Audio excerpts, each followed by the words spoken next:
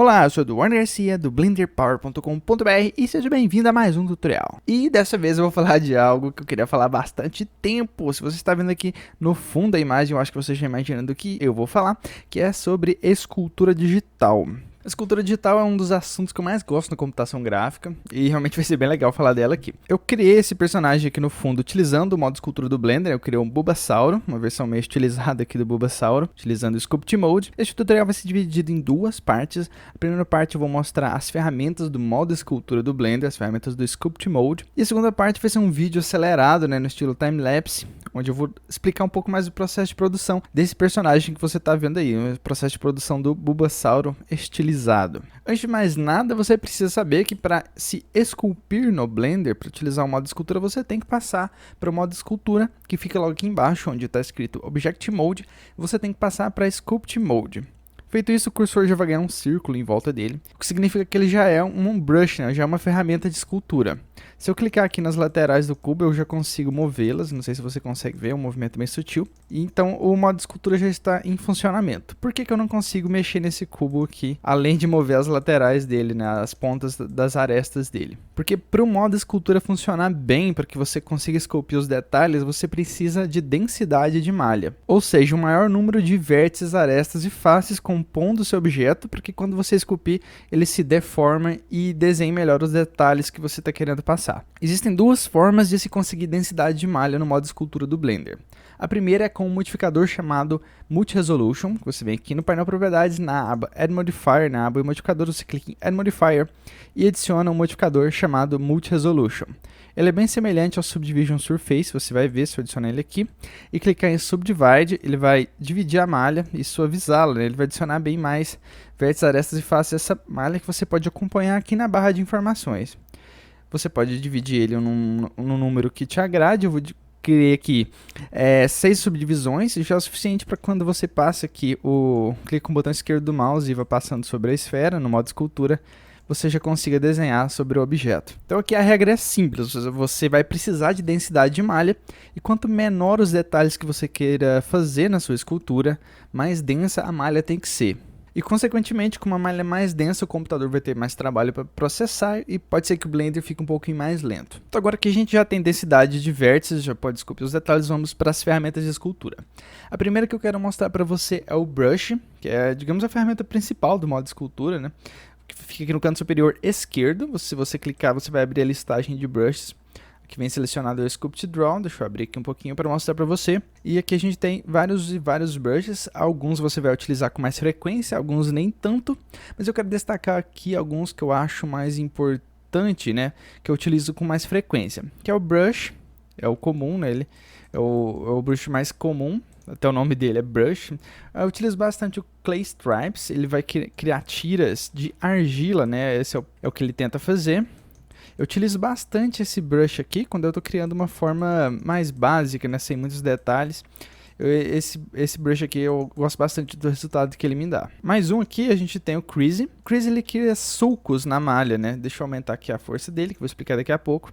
Se eu passar aqui, ele vai criar essas linhas, esses sulcos na malha.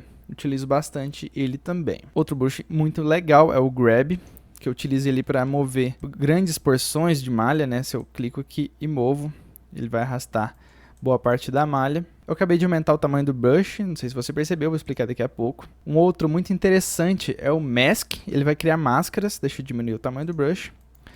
Por exemplo, eu selecionei o Mask aqui e eu vou desenhar na malha. Perceba que ela vai ficar preta, ela não vai alterar o volume, não vai alterar a forma dela, mas sim vai ganhar uma coloração diferente. Agora quando eu volto para um outro brush, vou voltar aqui para o brush e pinto aqui na malha, e esculpo, não pinto, ele vai alterar só a parte que eu não pintei com a máscara, Então ele cria uma máscara de forma que eu não posso afetar onde eu acabei de marcar. As opções de remover essa máscara, de fazer algumas outras modificações, fica aqui embaixo no menu, em Hide/Mask, onde tem algumas opções. Aqui a gente tem o Lasso Mask, que ele vai criar um laço. Também temos o Box Mask, que cria uma máscara quadrada, Temos também o Clear Mask, que vai limpar.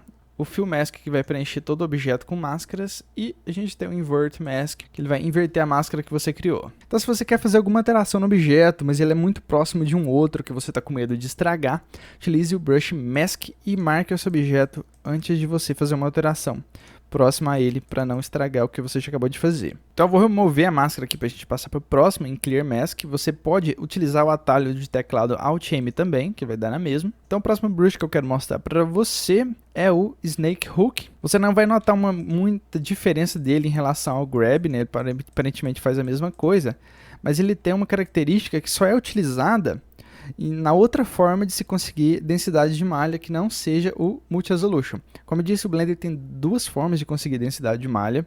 Uma delas é o Multi-Resolution, a outra é o Dyntopo, que eu vou mostrar para você daqui a pouco. E o Snake Hook só é utilizado no Dyntopo e eu vou mostrar para você daqui a pouco. E antes de terminar, vou mostrar para você um dos mais utilizados, que é o Smooth. O que o Smooth faz, ele vai suavizar. Se eu passar aqui em cima, você já vai ver que ele vai suavizar a superfície. Ele é bastante útil, eu utilizei ele com bastante frequência. Por exemplo, se eu estou esculpindo aqui com um brush normal, então eu quero suavizar, né? Eu utilizo o Smooth para fazer esse serviço. Mas você não precisa alterar para o Smooth toda vez que você for precisar dele. Existe um atalho no teclado que te permite acessar ele com mais velocidade. Então, se eu estou aqui esculpindo e vou precisar do Smooth, eu seguro o Shift e continuo esculpindo, que ele vai substituir, né? Vai ter o efeito de Smooth momentaneamente enquanto você estiver segurando a tecla Shift. Bom, acho que já tá bom de brushes. Eu recomendo que você teste os outros, né? Tem vários aqui, recomendo que você teste em uma malha com densidade para ir vendo os efeitos dele. Como eu disse, alguns você vai usar com mais frequência, outras nem tanto. Isso é questão eu acho que é questão de afinidades. Às vezes você gosta de criar as formas com o brush ou com clay stripes, enfim. É uma questão de hábito mesmo. Vamos agora para os próximos parâmetros aqui do brush, que é o Radius, que é o tamanho do brush. Você pode diminuir, deixar ele bem pequenininho, aumentar, deixar ele bem grande. Eu tenho uma tecla de atalho para alterar o tamanho rapidamente, que é a tecla F. Então eu aperto F e eu posso mover o mouse para dentro e para fora desse círculo, e ele vai aumentar e diminuir o brush. Logo aqui embaixo de Radius, a gente tem a Strength, que é a força do brush, que eu posso diminuir para deixar ele bem suave e posso aumentar para ele deixar ele bem forte. O atalho para alterar a força do brush no teclado é Shift F, que é semelhante ao atalho para aumentar e diminuir o tamanho do brush. Então você pode apertar Shift F e alterar aqui o tamanho. Do lado desses dois parâmetros, a gente tem uma pequena mãozinha, que significa que você vai habilitar a tablet para controlar esse parâmetro aqui. Ou seja, a pressão da tablet vai passar a influenciar no tamanho do brush ou na força do brush. Então deixa eu ativar aqui a pressão da tablet e eu vou utilizar minha tablet aqui para fazer uns traços. Eu estou utilizando uma Wacom Intools Pen, uma bem simplesinha. E se eu passo ela com pouca pressão, ele faz um traço bem suave, bem pequeno. Mas se eu afundo aqui a caneta da tablet nela, ele faz um traço bem maior e com mais força. O último parâmetro que eu vou falar, que é da área brush, é o Add e Subtract. O Add ele vai adicionar volume e o Subtract ele vai subtrair volume. Ele vai pegar a influência do brush e inverter. Então se eu estou esculpindo aqui normalmente com o brush, né, ele está adicionando volume. Se eu mudo para Subtract, ele passa a remover volume. Assim como o Smooth, essa ferramenta é bastante utilizada também. Eu deixo aqui ela marcada no Add e vou utilizando Ctrl no teclado para inverter. Então eu posso adicionar volume e eu seguro Ctrl para remover volume. Não são todos os brushes que tem esse parâmetro aqui, afinal nem todos criam volume, né? Tem o Smooth, por exemplo, que ele não tem essa opção, mas o que tiver, esteja ciente que ele vai pegar a influência do brush e vai invertê-la, né? Se ele adiciona volume, ele vai passar a subtrair volume. Acho que até esse ponto a gente aprendeu 90% do modo escultura. Boa parte dele está nos brushes, você vai passar boa parte do tempo dele só nos brushes. As outras ferramentas são importantes quanto, mas você não vai utilizar com tanta frequência. Mas eu vou falar delas aqui. Vamos para o próximo grupo de opções aqui, que é o Texture, que você pode adicionar uma textura para influenciar no brush. Então vou clicar em New, vou nomear aqui uma textura como pele e vou adicionar uma textura de pele para influenciar nisso aqui. Então eu vou aqui no painel propriedades, na parte de textura, seleciono o brush, traço pele e vou abrir uma imagem para influenciar nisso. Então deixa eu procurar aqui onde eu coloquei a imagem, está aqui na minha pasta de texturas, é uma imagem chamada pele.png, que eu vou deixar para você fazer download lá no post. Então eu vou abrir ela aqui, ela já carregou. É uma imagem simples, apenas com tons de cinza, com padrões de tons de cinza, que agora ela vai passar a influenciar no meu brush. Então perceba que quando eu clico agora, essa textura ela é aplicada no relevo do meu brush. Todos os outros parâmetros aqui são bem similares ao do modo pintura, né? Eu já expliquei como funciona isso aqui no modo pintura. Se você não viu meu tutorial de pintura digital no Blender, eu recomendo que você assista ele também, que você vai entender um pouco mais sobre texturas nos pincéis. Eu vou falar aqui um pouco mais sobre ele. Se você quiser ver essa textura aqui na 3D View, você pode vir aqui em Options e habilitar o Texture. E agora quando você vem aqui para o 3D View, você passa a ver a textura. A textura tem vários tipos de mapeamentos, né? A que vem por padrão é a Tiled. Ela vai se espalhar uma do lado da outra, como se fosse azulejos. E a gente tem outras opções de mapeamento. Vou trocar aqui para View Plane, para você ver como é. Agora ele coloca a textura presa no brush, né? Presa no pincel. Você tem um pouquinho mais de controle onde você quer adicionar o efeito. Aqui, para fazer esses detalhes que a textura tem, eu vou precisar de mais densidade de malha. Então eu posso subdividir aqui mais uma vez. Agora quando eu esculpo, ele vai fazer exatamente o que a textura influencia para ele fazer. Essa é uma ferramenta bem útil para você que está fazendo textura de pele, escamas, ou mesmo parafusos, enfim, ache uma textura, né, que seja parecida com o que você quer fazer e utilize ela aqui na parte de textura do pincel. Aqui embaixo a gente tem várias opções de mapeamento, a rotação, o offset, o tamanho da textura, que como eu já disse, eu já expliquei isso no tutorial sobre pintura digital, dê uma olhada lá. E agora a gente vai passar para a próxima parte, né, para o próximo grupo de opções, que é o Stroke. O brush que eu estou utilizando, ele vem como padrão Space, mas a gente tem vários outros, né? Alguns você já conhece do modo pintura, mas aqui estão os outros um pouco diferentes. Eu quero ressaltar aqui o Curve, vou começar por ele, onde você vai clicar segurando Ctrl e vai desenhar uma linha do tipo Bezier. Você pode clicar e ir estendendo essa curva, você pode clicar e arrastar para fazer curvas. Quando você termina de criar essa linha, aqui embaixo você tem a opção Draw Curve. O que ele vai fazer é passar o brush que você está selecionado aqui em cima dessa curva que você acabou de criar. Então eu vou clicar em Draw Curve e perceba que agora ele adiciona o brush aqui em cima. Vou diminuir um pouco o tamanho dele para você ver a diferença. Vamos clicar em Draw Curve novamente. E agora ele faz exatamente o traço aqui da curva. Ele está espelhando porque eu estou com a simetria ligada. E eu vou falar da simetria daqui a pouco. Mas vamos lá clicar em Draw Curve novamente. Então perceba que ele passa mais um nível de escultura, né? De influência daquele brush em cima dessa curva. Essa curva é bem útil caso você queira ser bem repetitivo, né, nos seus detalhes. Se você quer fazer um detalhe bem específico, quer repetir ele, você simplesmente move o objeto aqui, seleciona um novo lugar e agora clique em Draw Curve novamente, e você vai ter o efeito aqui em outro lugar da malha. Um bem semelhante ao Curve é o Line, que eu vou falar dele agora.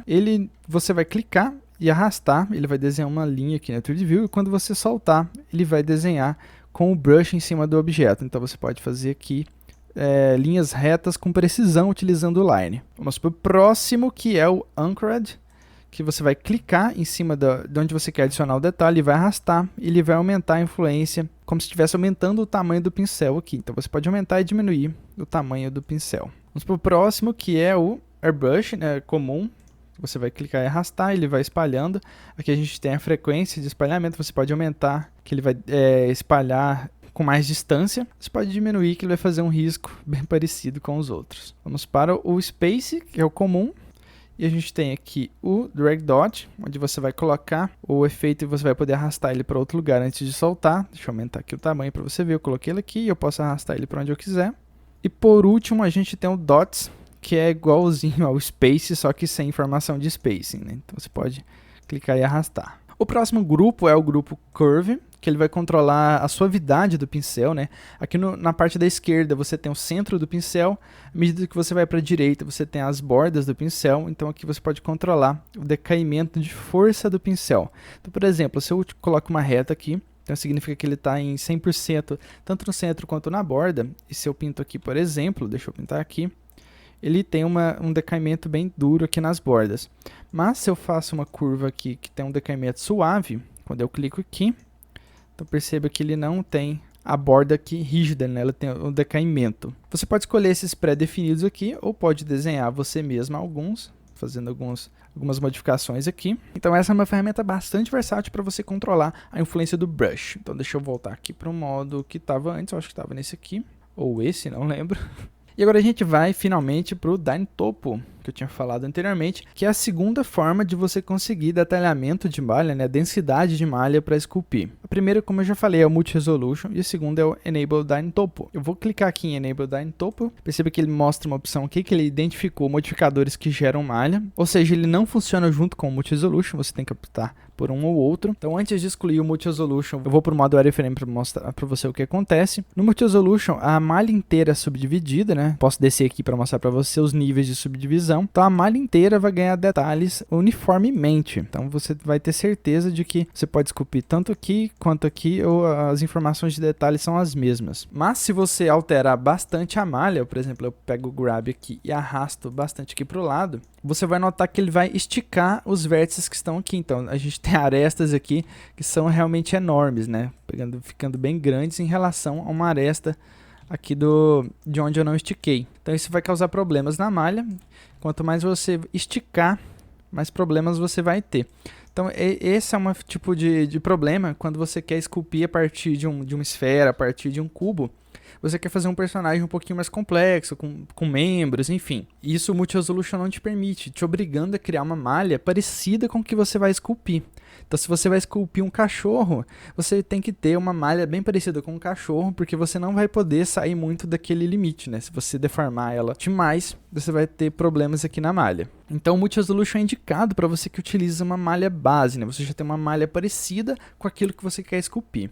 Mas quando você não tem, você vai perceber no vídeo que eu esculpi o Bulbasauro, eu não criei uma malha base para ele, eu comecei a partir de uma esfera utilizando o Dyntopo, né? Que é a topologia dinâmica. Então eu vou excluir aqui o Multi-Resolution, ele vai voltar ao ser um quadrado como antes. Uma vantagem do Multi-Resolution é que ele não é destrutivo, né? Você percebeu que eu removi aqui e ele voltou para o estado natural sem problemas.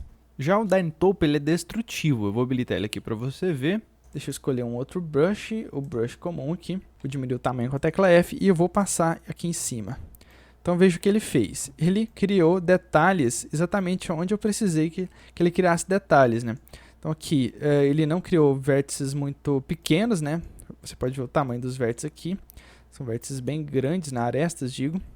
Já onde eu passei, ele precisou criar mais detalhes e criou arestas aqui bem menores. Então é isso que o Dyntopo faz, ele vai criar uma topologia dinâmica, né? Ele vai a partir das suas necessidades. Se você quer criar um membro a partir desse cubo aqui, deixa eu tirar o Snake Hook aqui, né? Escolher o Snake Hook. E se eu quiser puxar aqui um pedaço de malha, eu posso simplesmente arrastar, que o Snake Hook vai puxar aqui e ele vai criar mais topologia para mim. Então ele não vai esticar as arestas, né? E ele cumpre o propósito de ser mais versátil, né? De eu poder sair de uma esfera e esculpir um dragão, por exemplo. Falando nisso, essa é uma boa hora para eu falar da diferença do Grab pro Snake Hook, que eu falei que ia falar. O Grab, ele simplesmente vai puxar a malha, ele não vai criar novas arestas, né? Ele não vai subdividir a malha a partir da minha necessidade. Percebe que ele estica as arestas aqui. Já o Snake Hook, se eu clicar e arrastar, ele vai criando novas arestas para evitar esse esticamento que a gente tem aqui no Grab. Vamos descer aqui nas configurações do Dyntopo. Aqui a gente tem a Detail Size, que é o tamanho dos detalhes, muito importante isso. Ele vem por padrão com 12 pixels, significa que o tamanho das arestas que ele vai criar será de 12 pixels em relação à 3D View. E essa é uma medida relativa, por quê? Se eu esculpo aqui, vou fazer um outro detalhe aqui, significa que essa aresta aqui ela tem 12 pixels, mas se eu der zoom e fazer uma outra escultura aqui, né, fazer um outro detalhamento, percebe que ele criou arestas menores do que a que eu criei anteriormente, né? Então ele pega mais esse tamanho aqui, que também é de 12 pixels, e cria arestas desse tamanho. Dessa forma você tem a habilidade de criar detalhes cada vez menores aqui, sem comprometer a malha inteira, né? Então aqui a gente tem uma densidade bem menor do que aqui, que eu acabei de esculpir aqui, por exemplo. Agora, se eu diminuir o zoom e passar aqui em cima novamente, percebo que ele removeu aquelas informações de detalhe que ele acabou de fazer, porque o tamanho dos detalhes ele é relativo à quantidade de pixels da 3D View, né? Então, se eu diminuir o zoom, a aresta tende a ficar maior e ele acaba removendo aqueles detalhes pequenos que eu acabei de criar, e se eu aumento o zoom, ele cria arestas cada vez menores. Então, deixa eu diminuir aqui um pouco a força do brush, que está muito forte, para a gente poder continuar aqui. Aqui a gente tem a opção Subdivide Collapse, que significa que ele vai subdividir quando a aresta for grande, né, for maior do que 12 pixels, e vai colapsar as arestas menores que 12 pixels aqui na 3D View, né, o que eu acabei de te mostrar. Então, arestas menores ele colapsa, arestas maiores ele subdivide. A gente tem a opção de fazer apenas a subdivisão ou apenas o colapso dos edges. Você pode escolher aqui. Então, se eu escolher apenas subdivisão, então quando eu diminuo o zoom e passo aqui em cima, ele não vai consumir com aqueles detalhes que ele acabou de fazer. E se eu escolho apenas colapsar, eu posso dar zoom quanto for, que ele não vai criar detalhes menores, né? Mas se eu der diminuir o zoom, né, e clicar aqui em cima dos detalhes pequenos, ele vai consumir com eles. A essa altura eu acho que eu já dei um nó no seu cérebro, mas eu vou falar de mais uma coisa aqui que vai piorar esse nó um pouquinho, que é o detalhe constante e detalhe relativo. O padrão é o detalhe relativo, que é o que é influenciado pelo zoom aqui da 3D View. Ele é medido em pixels, mas eu tenho os detalhes constantes, que ele é medido em porcentagem.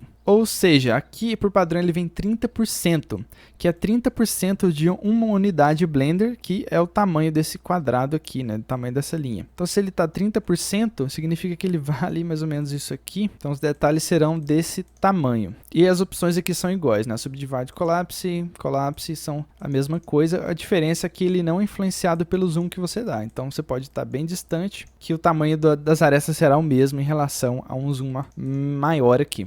Do lado do parâmetro de Detail Size tem um conta-gotas, né, que serve para você pegar o tamanho dos detalhes da malha. Então você vai clicar no conta-gota e vai clicar direto no objeto onde você quer obter o tamanho dos detalhes dele, e ele vai copiar o número direto aqui para o parâmetro de Detail Size.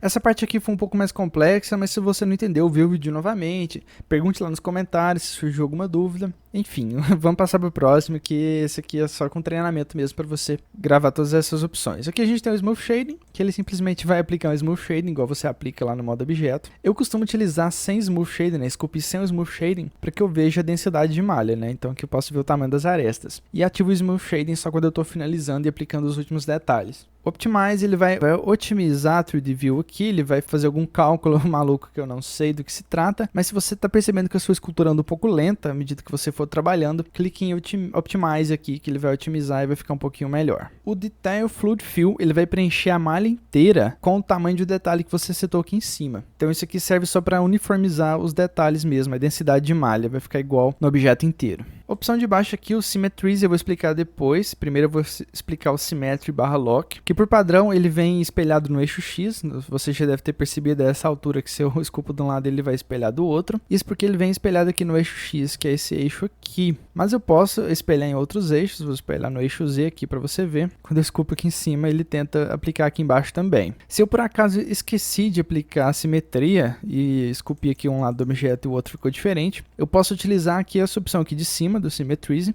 que ela vai passar de um lado para o outro no eixo que você escolher. Então eu posso clicar em Symmetrize, que ele passou desse lado, o que estava aqui, para o lado de cá. Ou eu posso inverter aqui, colocando mais para menos, e ele vai passar esse lado para o lado de lá. Então a simetria é o espelhamento no eixo que você escolheu. Aqui a gente tem uma simetria radial, que eu vou adicionar aqui um novo objeto, só para mostrar para você como funciona a simetria radial. Deixa eu voltar aqui para o modo escultura. Vou ativar aqui o Dyn Topo. Vou diminuir um pouco o tamanho de detalhes aqui e vou aumentar a simetria radial no eixo Z para 5. Então veja o que acontece. Vou diminuir um pouco o pincel e eu posso fazer essa escultura que ele vai aplicar realmente uma simetria radial, nada muito complexo mesmo. Eu utilizo essa simetria radial na hora que eu vou criar a parte de cima do Bulbasaur, né, aquele bulbo, onde eu faço apenas uma parte e ele já vai garantir que ela seja aplicada em volta do objeto inteiro. Então vamos dar uma recapitulada rápida aqui, que a gente aprendeu, né? A gente aprendeu as opções do brush, texturas, né? Para aplicar texturas, stroke, que é o tipo de traço, que a gente pode utilizar uma curva, uma linha. A gente tem as outras opções lá. Tem o curve, que é a suavidade do pincel. O Dyn Topo, que é a topologia dinâmica. Deve ter dado um nó na sua cabeça, mas perguntas nos comentários, sem problema. E a simetria, que é para aplicar simetria na sua escultura. Para que você não tenha que esculpir os dois lados. Basta esculpir um lado que ele vai espelhar para o outro lado. Então essas são as ferramentas que eu queria mostrar do modo escultura. Eu vou mostrar aqui algumas opções de 3D View que eu faço enquanto eu estou esculpindo. Uma delas é a lente, né? Eu altero a lente para um parâmetro um pouco maior, para que a minha escultura seja influenciada menos pela perspectiva, então eu coloco aqui em torno de 50 milímetros. Mas isso aqui é questão de preferência, se você quer mais distorção, você pode diminuir. Ou se você quer menos distorção, você pode aumentar aqui o tamanho da distância focal, né? Eu costumo utilizar 50 milímetros mesmo. Então descendo aqui em Display, eu costumo utilizar o Only Render, que ele vai sumir com grid, ele vai sumir com lâmpada, ele vai sumir com câmeras aqui do 3D View, vai deixar só o objeto. E aqui embaixo em Shading eu utilizo o Matte Cap, que são materiais básicos para você avaliar a sua escultura em diferentes condições de luz, né? Então se você clicar aqui e habilitar o Matte Cap, você pode abrir aqui, a gente tem vários materiais pré-definidos que você pode aplicar no seu objeto. Então aqui tem materiais bem simples, né, mas que ajudam bastante você ver com mais fidelidade os relevos da sua escultura. você pode esculpir diretamente aqui utilizando o Madcap. Isso conclui a primeira parte do tutorial, onde eu mostrei as ferramentas para você. E a segunda parte é o vídeo acelerado, onde eu vou mostrar o processo de escultura do Bulbasauro e comentar por cima. Então vamos começando aqui. Primeiro eu transformo o cubo em uma esfera, né? Eu subdivido ele várias vezes, transformo ele numa esfera. E utilizo o Dye no topo, junto com o brush Snake Hook, para criar a forma básica do personagem. Na escultura digital, assim como na pintura, você vai trabalhar com degraus de detalhamento, se é que eu posso chamar assim, onde você vai começar criando uma forma bem rústica, mas que represente a forma final que você quer criar. Então aqui percebe que com o Snake Hook, agora com o Clay Stripes, eu vou criando os volumes do personagem, assim, para deixar ele o mais próximo possível do resultado final, mas sem me preocupar com o detalhamento. O que eu quero mostrar para você aqui é que você tem que trabalhar em etapas, né? Etapas de detalhamento. Primeiro você vai utilizar um detail size maior, para que você crie a forma básica, né? E vai deformar aquele objeto melhor com a topologia um pouco menos densa. Depois você vai abaixando os níveis de detalhes para poder fazer os detalhes cada vez menores, né? Então aqui eu ainda estou me preocupando com os volumes, me preocupando bastante com a silhueta do objeto. Então de vez em quando eu paro e vou rotacionando para ver como que ele fica em diferentes ângulos, né? Essa é a silhueta, né? Que eles chamam também de espaço negativo. E eu vou percebendo, eu vou detalhando ele, não detalhando, eu vou alterando as silhuetas, fazendo pequenas alterações para deixar ele pronto, né? Para poder esculpir os detalhes depois. Aqui eu utilizei um Madcap. Madcap, que é um sistema de iluminação um pouco diferente do que aquele padrão do Blender. Eu gosto bastante desse Madcap aí. Eu vou permanecer com ele até o fim da modelagem, mas o ideal é que você troque de Madcap para você ver os objetos de iluminação em condições de iluminação diferentes. Que isso vai dar uma noção melhor dos volumes que você está criando. Então, numa escultura tradicional, o escultor está sempre mudando o objeto de iluminação, rotacionando ele em relação à fonte de luz. E é esse tipo de coisa que o Madcap tenta passar, né? Ver os objetos de uma iluminação um pouco diferente do que a que você está acostumado. E faz você perceber coisas que você nem tinha percebido antes. Então vamos começar a fazer a orelha, né? Primeiro os detalhes que eu estou aqui puxando. Eu ainda estou com detail size de 6%. Não precisei diminuir eles agora, mas daqui a pouco eu vou diminuir, né? Porque eu vou precisar fazer as coisas mais menores, né? Aqui eu vou detalhar a mandíbula e o maxilar do personagem, assim como o formato da boca. Que eu já vou começar a exigir um pouquinho mais de detalhes. Então percebe que quando você está utilizando o detail size um pouco maior, você vai esculpir e vai perceber que vai ficar bastante marcado os polígonos, vai ficar bem triangulado. Então aí você vê a necessidade de diminuir o detail size. Agora vamos descer um pouco mais nos detalhes. Então perceba que aquela forma básica que eu criei, ela é bastante importante. Você deve criar uma forma básica, não parta direto para os detalhes, senão você vai acabar se frustrando. Depois que eu sinto confortável assim com a forma básica, eu vou colocar o globo ocular, posicionar ele no lugar correto, posicionar os dentes aí, as presas do personagem e começar a esculpir em volta, para ter certeza que tá tudo ok ali com aquele posicionamento, né? No caso eu vou esculpir aqui em volta do olho daqui a pouco, aí eu vejo se o tamanho do olho já está ok, qualquer coisa eu posso até fazer uma alteração bem rápida, que eu não vou acabar perdendo muita coisa que eu acabei de fazer, né? Então eu esculpo mais ou menos, olho o tamanho, tá legal, eu vou lá e altero e corrijo novamente. E não precisei esculpir o que estava em volta todo de novo, né? Se eu tivesse feito os detalhes das pálpebras, eu iria acabar perdendo todo aquele trabalho. Então, como ele ainda está bem rústico, eu posso trabalhar nessas mudanças com mais liberdade. Então essa é a vantagem de você trabalhar com esses degraus, né, de detalhamento. Vai ter bem mais liberdade para trabalhar nas diferentes etapas. Perceba ali que eu comecei a esculpir o nariz do personagem, já acabei abortando e passei o brush smooth por cima e limpei tudo que eu tinha feito. Eu fiz isso porque eu percebi que eu não estava num nível de detalhamento, né, o detail size, correto para eu fazer aquele tipo de detalhe bem pequeno. Então eu falei, vou abortar ele agora e vou fazer ele depois, quando eu tiver já no detail size um pouco menor de 4%, 2%. Então vamos agora fazer as dobras de pele. Essas dobras de pele eu utilizei bastante referência de bebês gordinhos, daqueles cachorros que tem muita sobra de pele. Então eu utilizei bastante o Google Imagens para procurar referência. Então se você está esculpindo alguma coisa, não tenha medo em procurar referências, porque dificilmente a gente conhece de cabeça, né, o objeto, o personagem que a gente vai esculpir. A não ser que você seja uma pessoa que tem uma memória muito boa para gravar esse tipo de comportamento bem único, no caso dessas dobras de pele aí. Que eu dupliquei as presas do personagem e coloquei nas unhas. Tem gente que chama essa técnica de preguiça.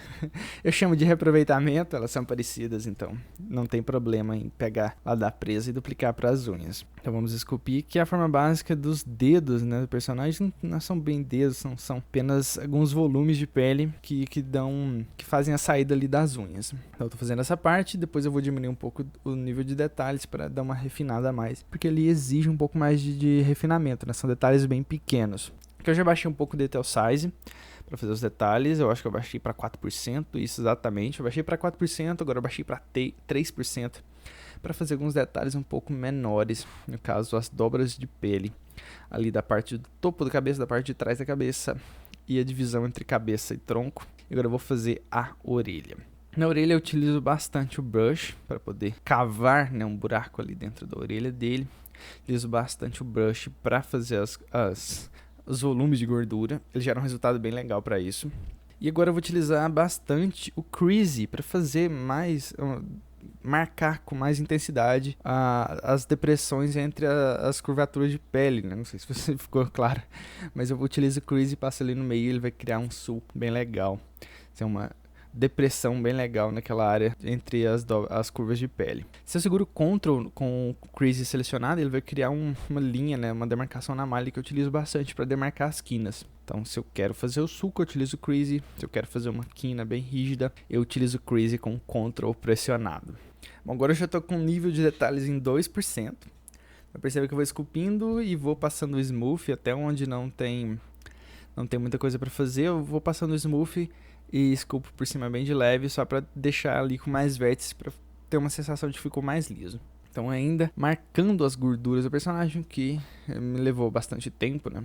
Isso leva um pouquinho de tempo, mas é um processo bem divertido. Você só tem que esculpir seguindo a linha das dobras dele, que realmente você vai perceber que vai dar mais naturalidade pro personagem. No meu caso, fiquei bem feliz com o resultado. Aqui no olho eu utilizei o crease com Ctrl pressionado nas pálpebras. Então você viu agora o que eu quis dizer sobre as quinas mais rígidas. Eu seguro Ctrl e passo ele nas pálpebras ali para fazer uma quina um pouquinho mais rígida, né, de 90 graus. Então continuando, demarcando um pouco mais o crânio, um pouco mais os lábios ali, colocando mais detalhes nos lábios, né, aumentando a densidade de malha dos lábios. E também estou aumentando a densidade de malha das outras partes que eu acho que ainda está muito triangulado. Então, se eu quero, por exemplo, só aumentar a densidade de malha, não quero esculpir, eu passo ele bem de leve, né, com a tablet, para não alterar o formato, apenas adicionar mais detalhamento ali. E depois passo com um brush smooth para deixar a superfície lisa.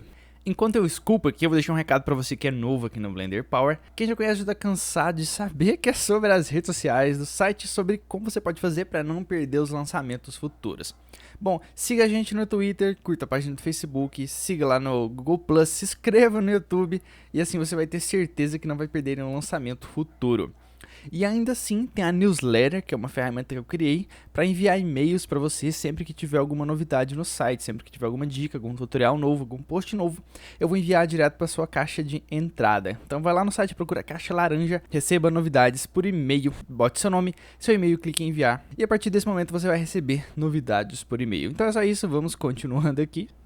Você percebeu agora que eu fiz o nariz do personagem, finalmente, né? Agora eu me senti confortável para fazer isso. Eu já estava com um detalhamento de 4%, né, de Detail Size. E esse número me permitiu fazer o nariz do personagem. Dou aquela última vista dos lados para ver se o volume está ok. Uns últimos ajustes, né? Que a partir daqui eu não vou mudar mais tão drasticamente. Só apenas ficar adicionando gordura nele, deixando as dobras mais orgânicas possíveis. Então vamos lá, próxima parte ainda esculpindo a boca, né, que eu deixei um pouco para depois. Daqui a pouco eu vou utilizar um brush chamado Pinch, que ele vai fechar a boca do personagem, né, vai simular como se o lábio superior estivesse encontrando com o lábio inferior e causa um efeito bem legal, como se fosse realmente duas partes separadas se encontrando. Agora nesse exato momento eu acabei de fazer isso. Eu utilizo o Pinch para meio que fechar as duas partes da boca do personagem. Coisa que eu não consigo apenas com o crease, né? O crease, se eu passo ali, não fica muito real. Eu utilizo o Pinch para ele dar mais uma fechada na boca do personagem. Finalmente eu ativei o Shading Smooth, significa que eu estou mais confortável aqui para trabalhar com os detalhes. Você vai perceber uma certa diferença quando você ativar o Shading Smooth, vai dar uma alterada nas coisas que você criou. Certas coisas vão ficar um pouquinho deformadas, vai precisar de um pouco de refação. Então é isso que eu estou fazendo agora. Eu estou indo lá e ajeitando os detalhes. deixando ele um pouquinho mais marcado. As coisas que o Shade Smooth vai tirar um pouquinho, mas isso é normal, então você acaba tendo que fazer mesmo. O bulbo eu optei por fazer na modelagem, que eu acho que eu ganho bem mais velocidade do que se eu fosse fazer tudo a partir de uma esfera. Porque é um formato bem simples, né? Um formato de alho. Então eu criei ele rapidamente, adicionei um Dye em topo e adicionei uma simetria radial para fazer só uma pequena parte dele e ele espelhar, não sei se é o termo correto, em todas as 5 partes desse bulbo, que ficou parecendo bastante com um alho. Então aqui eu ganhei tempo bastante utilizando a simetria radial, porque o formato do objeto ele ajuda bastante se você utilizar a simetria radial. E aqui eu criei umas ligações, umas raízes, né, que ficaram meio nojentas, meio orgânicas, né, como se o objeto estivesse entranhado nas costas do personagem. Minha namorada não gostou muito disso, achou meio nojento, achei da hora, bem orgânico. E aqui termina a escultura. Finalmente, eu demorei algumas horas, eu fiz algumas pausas no caminho, acho que foi em torno de 2 horas para esculpir, bem com calma mesmo. Mas é isso, eu espero que você tenha gostado do tutorial. Eu espero que você tenha entendido como funciona o processo de escultura, né? Que tenha entendido que eu vou esculpindo de forma gradativa, né? Avançando os níveis de detalhes, partindo da forma básica e adicionando mais detalhes à medida que eu vou aprovando o que eu vou fazendo. Então, mais uma vez, eu espero que este tutorial tenha sido bastante útil para você, que você tenha aprendido bastante coisa. Agora eu quero que você tente fazer suas próprias esculturas, porque é só assim que se aprende, né? Então, pega algum objeto do cotidiano, algo que você conheça bastante e tente esculpir aquilo. Não vai sair legal da primeira vez, acredite, os meus não saíram. Se saiu legal da primeira vez, parabéns, realmente você tem um jeito, mas se não saiu, não desanime, basta tentar de novo, que vai sair, pode ter certeza, né? Então é isso, eu acho que eu vejo você aí nos próximos tutoriais, então deixa aquele like, aquele comentário, aquele compartilhamento da hora, né? O compartilhamento que eu peço tanto, que ajuda bastante aqui o projeto Blender Power. Então vejo você nos próximos tutoriais e mais, fui!